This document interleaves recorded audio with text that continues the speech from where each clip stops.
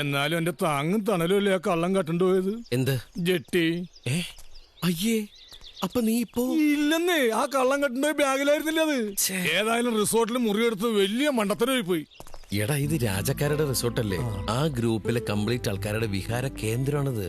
എടാ, നമ്മൾ ഇവിടെ സ്റ്റേ ചെയ്യാൻ യാദൃശ്യമായിട്ട് അവളെ കാണാനും പരിചയപ്പെടാനൊക്കെ സാധിക്കും. എടാ ദേ, നമുക്ക് ഊണ് കഴിക്കണ 2 കഴിക്കാം. ഹലോ ഹലോ, പിന്നെ വിളിക്കൂ, ഞാൻ ഒരുപാട് മീറ്റിംഗിലാണ്. അതെ അതെ അതെ, okay. Hi ladies and gentleman, how old are you? Okay.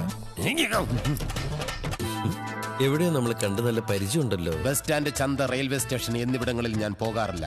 But I am a കോടീശ്വരൻ. കണ്ണിൽ കണ്ടാൽ ഹംസ മുതലാളി എന്ന് വിളിക്കും. ആരെ? എന്നെ. Oh sir, order please. ആള് മുന്നിൽ നിൽക്കുമ്പോ എങ്ങനെയാ ഓടുന്നത്? സർ ഓർഡർ പ്ലീസ്, ഞാനൊന്ന് ഓർഡർ ചെയ്യട്ടെ. ഒന്ന് അവിടെ എവിടെയെങ്കിലും ചെന്നിരിക്കൂ. കോടീശ്വരന്മാരെ ഇങ്ങനെ ശല്യം ചെയ്യരുത് please. Okay okay okay okay okay. മണ്ടന്മാർക്ക് എന്നെ മനസ്സിലായില്ല എന്ന് തോന്നുന്നു. അവൻ തന്നെയല്ലേ ഇവൻ? അവൻ തന്നെയാ. അവൻ എവിടം വരെ പോകും നോക്കാം. പ്രിയപ്പെട്ട എല്ലാ റോസ് ക്ലബ് അംഗങ്ങളും ദയവായി ആ പെട്ടിക്കള്ളം നമ്മളെ വിരലേര് നിർത്തിയിട്ട് മുങ്ങി.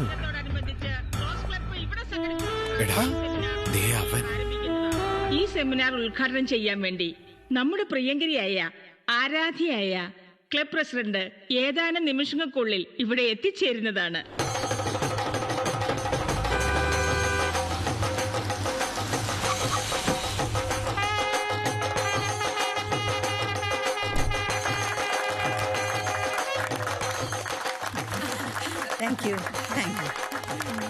വരും മേഡം. ഇതിലെ വയസ്സ് 65, പ്രായം മറന്നുള്ള കോലം കണ്ടില്ലേ? ആരേത്? ഒരു തൈ കിളവിയേയും കൊണ്ടുപോകുന്നു. തൈപ്പൂയ കാവടിയാട്ടം. അവൻ പിടിക്കടാ. ഇവന്മാര് പോയില്ലേ?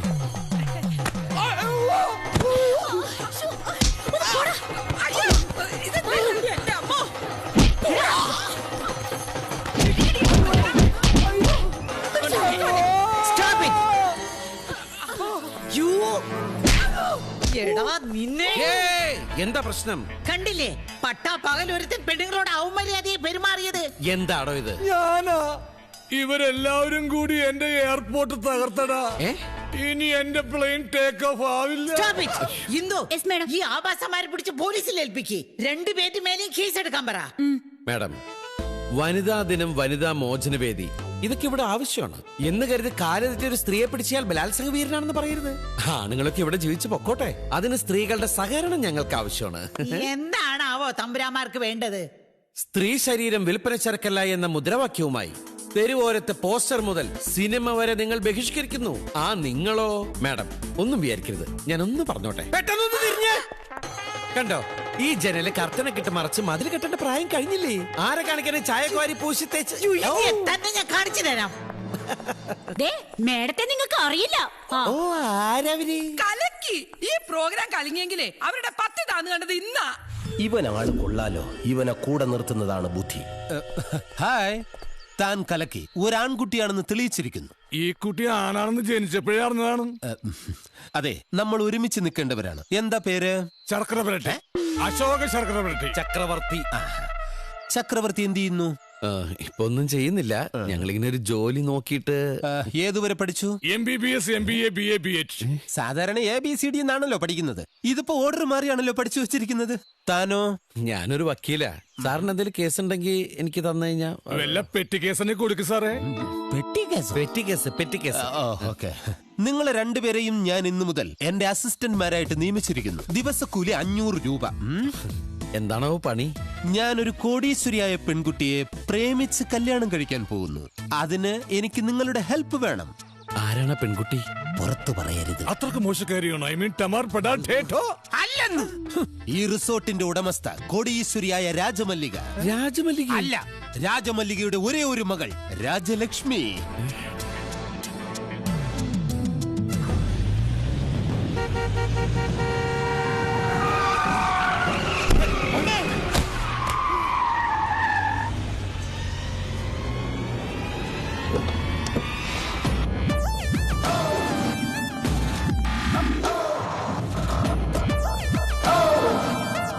എന്ത് തോന്നിയ നിങ്ങൾ കാണിച്ചത്? മേലിൽ എന്നെയും എന്റെ വണ്ടിയെ നിയന്ത്രിക്കാൻ വരരുത്. Mind it.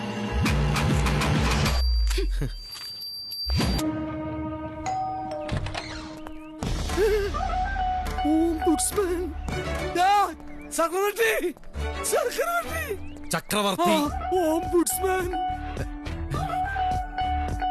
അങ്കിൾ എന്താ ഇവിടെ? നീ എന്താ ഇവിടെ? ഒന്ന് റെസ്റ്റ് എടുക്കാൻ വന്നതാ. നിന്റെ അച്ഛൻ നിന്നെ കാണാതെ ടെൻഷൻ അടിച്ചിരിക്കുക. ഒടുവിൽ നിന്റെ സിസ്റ്റർ പറഞ്ഞാണ് നീ ഈ സിറ്റിയിലുണ്ടെന്ന് ഞാൻ അറിഞ്ഞത്. ഫോൺ ഓഫ് ചെയ്ത് വെച്ച് നീ ഇവിടെ എന്തെടുക്ക? സത്യം പറ. അവനവന്റെ ബാല്യകാല സഖിനെ കാണാമെന്നാണ്. ബാല്യകാല സഖിയോ? അത് വൈക്കം മുഹമ്മദ് ബഷീറിന്റെ ബാല്യകാല സഖി പുസ്തകം ഉണ്ടല്ലോ, അത് അവിടെയാണ് ഈ ഔട്ട് ഓഫ് സ്റ്റോക്ക്. അപ്പഴാ ഇവൻ പറഞ്ഞ് ഇവിടെ ഏതൊരു ബുക്ക് സ്റ്റോളിൽ കിട്ടുന്നത്. ഏത് ബുക്ക് സ്റ്റോളാടാ? സാറിന്റെ ബുക്ക് സ്റ്റാളില്. സാറിന്റെ മോളാണല്ലോ അവന്റെ ബാല്യകാല സഖി. അയ്യോ, നാണം വന്നപ്പോ സാറ്റ് കളിക്കണ്ട. സാറ്റേ ഇത് സാറ് കണ്ടടാ. നിന്നെപ്പില്ലാണ്ടായെങ്കിൽ നീ എന്താ മുഖം പൊത്തിയത്? മോനെ സാർ ചോദിച്ചു ഉത്തരം കൊടുക്ക്. എനിക്ക് നാണാവുക. നീ എന്തിനാ എന്റെ മോളെ കാണാൻ വന്നത്? ഞാൻ പറയില്ല. ഞാൻ പറയാം. സാറിന്റെ മോളെ ഇവന് ഒടുക്കത്തെ ഇഷ്ടമാണ്. ഞാൻ പറഞ്ഞു പെണ്ണിനെ കണ്ട് തീരുമാനിച്ച മതിയെന്ന്. പെണ്ണ് സാറിനെ പോലെ ഇരിക്കുകയാണെങ്കിൽ റിട്ടേൺ ടിക്കറ്റ് എടുത്ത് പോവല്ലോ. എനിക്ക് എന്താണ് ഒരു കുഴപ്പം? നിന്നെ പോലെ കരിങ്കുറങ്ങിന്റെ മോന്തയല്ല എനിക്ക്. സാറ് നമ്മൾ പരസ്പരം പൊഴുത്തിയിട്ട് ഒരു കാര്യമില്ല. ചുമ്മാ അരിടാ. അങ്ങളെ ഇവനെന്തെങ്കിലും വിവരമില്ലാണ്ട് പറഞ്ഞു എന്ന് വെച്ചിട്ട് അങ്ങളത് കാര്യമായിട്ട് എടുക്കൊന്നും വേണ്ട. ആത്മാർത്ഥ സുഹൃത്തിന്റെ മോണായതുകൊണ്ട് ഒരു അല്പം സ്വാതന്ത്ര്യം ഞാൻ തന്നു. But don't misuse it. പക്ഷെ എന്റെ മോൾ സുന്ദരി അല്ലാണ്ട് മാത്രം പറയരുത്. ഏത് കാക്കക്ക് തൻകുഞ്ഞ് പൊൻകുഞ്ഞാണ്, അതുകൊണ്ട് കണ്ടിട്ട് പറയാം. കാണിച്ചു തരാടാ. ഞാൻ നിനക്ക് കാണിച്ചു തരാടാ. യൂട്യൂബിൽ വന്ന് പറഞ്ഞ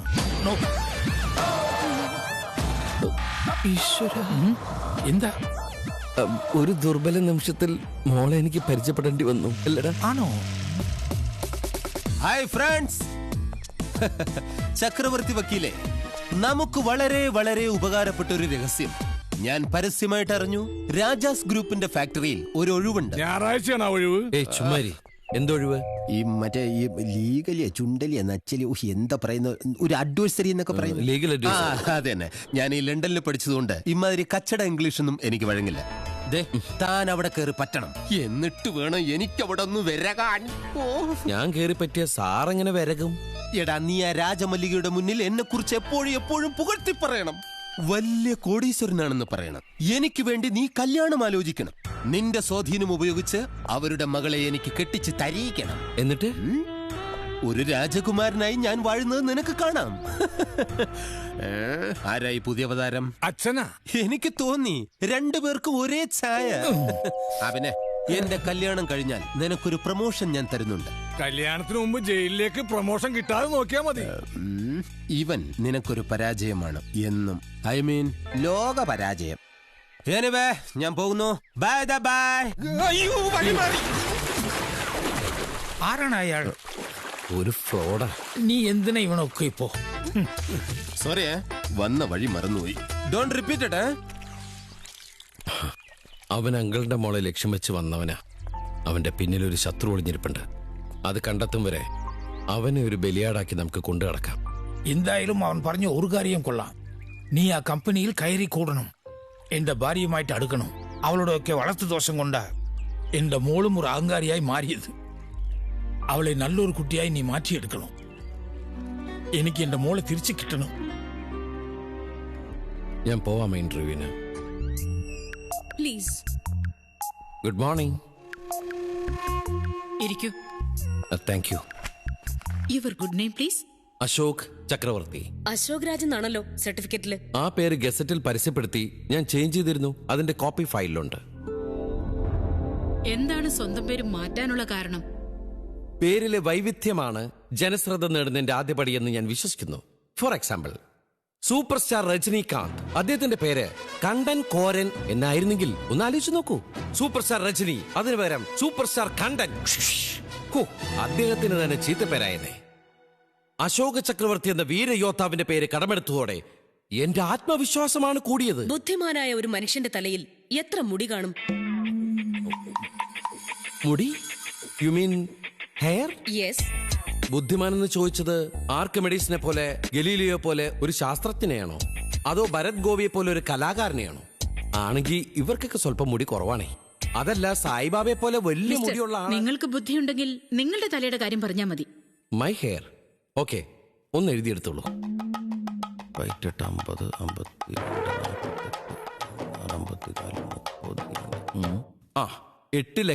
52, 8,36,333 മുടികൾ.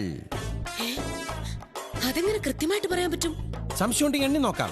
മാഡം ഫ്രണ്ടിൽ നിന്ന് എണ്ണി നോക്കിക്കോളൂ. 2 മാഡംസ് ബാക്കിൽ നിന്ന് എണ്ണി നോക്കിക്കോളൂ. പടലെ തിരിച്ചെണ്ണിക്കോളൂ. അപ്പൊ 5 എളുപ്പത്തിന് ഞാൻ ടേബിളിൽ ഇങ്ങനെ കിടക്കണോ അതെങ്ങനെ ഇരിക്കണം? Don't ask this kind of stupid questions. Mister Ashok ചക്രവർത്തി, അഡ്വക്കേറ്റ് എന്ന നിലയിൽ നിങ്ങൾ ഒരു കേസിൽ തോറ്റാൽ? ഞാൻ തോൽക്കില്ല മാഡം. നിയമം അരച്ചലക്കി കുടിച്ച പ്രഗത്ഭനായ എന്നെ പോലൊരു വക്കീലിന് ജയിക്കുന്ന കേസ് തോൽക്കുന്ന കേസ് കണ്ടാൽ തിരിച്ചറിയാം. പിന്നെ ഞാൻ അതിന് തോൽക്കുന്ന കേസുകൾ ഏറ്റെടുക്കണം അല്ലേ? കണ്ടോ, ഇതാണ് വക്കീലിന്റെ മിടുക്ക്. വാക്കുകൾ സമർത്ഥമായി ഉപയോഗിച്ചാൽ കൈയടി വീഴും. ഇങ്ങനെ കൈയടിക്കാനായിട്ട് ഇവിടെ ഇപ്പൊ എന്താ ഉണ്ടായേ? ഞാനീ പറഞ്ഞത് നല്ലൊരു മറുപടിയേ അല്ല, വേറൊരു മോടൻകൊലി ന്യായം മാത്രം. മാഡം, സത്യത്തെ മുൻനിർത്തി നിയമത്തിന്റെ പഴുതുകൾ തലനാരിഴ കീറി മുറിച്ച് പരിശോധിച്ചാൽ പഠിച്ചാൽ ഏത് കേസും പുഷ്പം പോലെ വിജയിപ്പിക്കാം. That much I am confident. You are appointed. Thank you madam. Hello my dear, catch പിടി. കൊള്ളാലോട്. എന്താ പേര്? മിൻമിനി. മിന്നാമിനുങ്ങോ? മിൻമിനി. ഇത് മാഡത്തിനോടത്തേക്കോ? ചിമ്മിനി അല്ല മിൻമിനി, ആള് കൊള്ളാലോ. ഞാനിവിടുത്തെ MD ആയാൽ ഈ ക്യാബിനോട് ചേർന്ന് എന്നെ ഒരു ബെഡ്റൂമും കൂടി സെറ്റപ്പ് ആക്കുന്നുണ്ട്.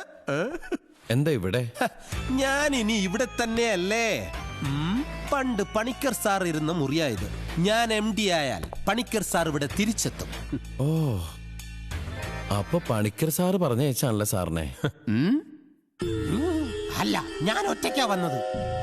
ഞാനൊരല്പം തിരക്കില്ല. എനിക്കൊട്ടും തിരക്കില്ല. ഇന്ന് മുതൽ നിന്റെ ജോലി എന്താണെന്ന് ഞാൻ പറയും. എന്താണാവോ? എന്നെ പുകഴ്ത്തൽ. നിന്റെ മുതലാളിച്ചിയുടെ മുന്നിൽ ഞാനൊരു സകലകലാ വല്ലഭനാണെന്നും സൽഗുണ സമ്പന്നനാണെന്നും അംബാനിയേക്കാൾ വലിയ കോടീശ്വരനാണെന്നും നീ പൊക്കിയടിക്കണം. അത് കേട്ട് അവരുടെ മരുമകനായിട്ട് എന്നെ കിട്ടാൻ കൊതിക്കണം. പുകഴ്ത്തനെ. Yes, please. ഒരാൾ കൂടി എസ്കമ്യനായിട്ടുണ്ട്. Yeah.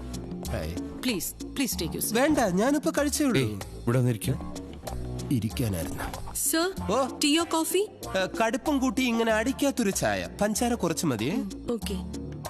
മാഡം, ഇദ്ദേഹത്തിന് മാഡത്തിനൊന്ന് പരിചയപ്പെടണമെന്ന്. Sure. ഞാൻ ഹംസ. Yes. അല്ല, ഹംസൻ MBBS. Oh, doctor ആണല്ലേ? അല്ല, വക്കീല്. നിനക്ക് മാത്രമേ വക്കീലാകാവോ? ബാക്കി പറ. ഇദ്ദേഹം വലിയൊരു കോടീശ്വരനാണ്. അതെ, അംബാനിക്കൊപ്പം പണക്കാരനാണ്. അംബാനിയേക്കാൾ. ഓ, ഇത്തവണത്തെ ഇയറിലെ കണക്ക് വെക്കപ്പെടുന്നത്. അതെ. അംബാനിയേക്കാൾ മേലെ പണക്കാരൻ. ഇദ്ദേഹത്തിന് ഒരുപാട് ഫാക്ടറീസ്, സ്റ്റാർ ഹോട്ടൽസ്, ബാറുകൾ, എന്തിന് റിസർവ് ബാങ്ക് വരെ ഇദ്ദേഹത്തിന് സ്വന്തമായിട്ടുണ്ട്. 3 റിസർവ് ബാങ്ക് ആണോ 3? അതെ. ഇപ്പൊ 2 പുതുതായിട്ട് ചെയ്യാൻ പോകുന്നു. ഒന്ന് നെടുമങ്ങാട്, ഒന്ന് കാക്കനാട്. റിസർവ് ബാങ്കേ മാഡത്തിനോട് ഇയാളെ കുറിച്ച് ഇല്ലാത്ത കാര്യങ്ങൾ പുകഴ്ത്തി പറയണമെന്ന് എന്നോട് പറയാൻ പറഞ്ഞു. എന്തിന്? മാഡത്തിന്റെ ഒരേ ഒരു മോളെ ഇയാള് കല്യാണം കഴിച്ചിട്ട് മാഡം ഇപ്പൊ ഇരിക്കണ കസേരയില്ലേ, അവിടെ ഇയാള് കയറിയിരുന്ന് മാഡത്തിനെ ചവിട്ടി പുറത്താക്കുന്നാണ് ഇയാൾ എന്നോട് പറഞ്ഞത് അല്ലേ? എന്റെ പൊന്നു മാഡം, ഇവനെ വിശ്വസിക്കരുത്, കള്ളനാ. ഞാൻ കാല് പിടിക്കാം. ആ സാരി ഒന്ന് പൊക്കിക്കാൻ. നീ ആനയെടുത്ത് കളിച്ചോണ്ടിരുന്നോ? നിനക്ക് ഞാൻ കാണിച്ചു തരാടാ.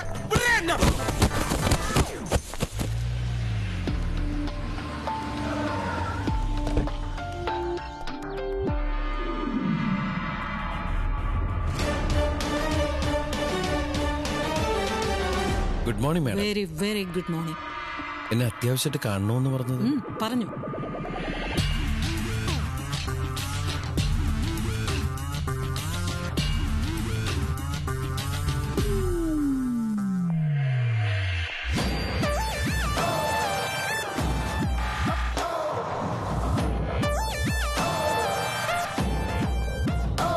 മിസ്റ്റർ അശോക് ചക്രവർത്തിക്ക് ഇവരെ രണ്ടുപേരെയും മുമ്പ് പരിചയമുണ്ടോ? Say yes or no. Yes. You are dismissed. അയ്യോ മാഡം. ഇനി മാഡം വിചാരിച്ചാലും രക്ഷയില്ല. എന്റെ മമ്മിയെക്കാളും പവറുള്ള ആളാണ് എന്റെ ഗ്രാൻഡ് മ. ആണോ? ശരിക്കും? ഹായ് ഗ്രാൻഡ് മാ. സത്യത്തിൽ എന്തുണ്ടായി? വേണ്ട. സത്യത്തിൽ എന്തുണ്ടായി? രണ്ടുപേർക്കും വേണ്ട? എന്നെയും എന്റെ കൊച്ചുമോളെയും നിയന്ത്രിക്കാനും ശിക്ഷിക്കാനും ഉപദേശിക്കാനും മറ്റൊരാൾ ഞങ്ങളുടെ ചരിത്രത്തിൽ ഉണ്ടായിട്ടില്ല. ഓ, അപ്പൊ അതാണ് ഈ ചരിത്രത്തിന്റെ കുഴപ്പം. I say you get out. Let me.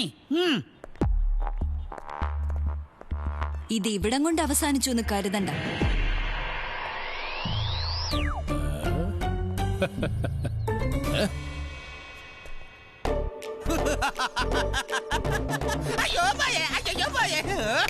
നീ അന്ന് നോവിച്ച് വിട്ടതൊരു പാമ്പിനെയാടാ.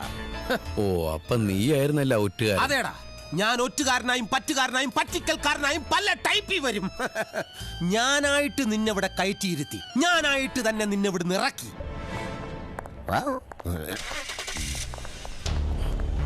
മാഡം, ഞാനൊന്നും ആന്റി ആന്റിയോ? Get lost. എന്തൊരു കഷ്ടായി. മിൻമിനി, ഇത് ഇവിടെ തന്നെ ആയ പിരിച്ചു വിടുന്നതിന് മുമ്പ് ഒരു വിശദീകരണം വേണ്ടേ? എനിക്ക് പറയാനുള്ളത് കേൾക്കണം. കേട്ടാ പറ്റൂ. കേൾക്കാം. താനല്ല, അവര് കേൾക്കണം. കേക്കില്ല. മാഡം ഒരു പ്രാവശ്യം ഡിസിഷൻ എടുത്താ പിന്നെ അത് മാറ്റില്ല. എന്റെ കാര്യത്തിൽ ഇത്തിരി ക്ഷമ കാണിച്ചേ പറ്റൂ. ക്ഷമ എന്നൊരു വാക്ക് മാഡത്തിന്റെ ഡിക്ഷണറിയിലില്ല. ഓഹോ, എങ്കിൽ ക്ഷമ എന്ന വാക്ക് ആ മാഡത്തിന്റെ ഡിക്ഷണറിയിൽ എഴുതി ചേർത്തട്ടെ. ഇനി ചക്രവർത്തി കിരീടം അഴിക്കൂ.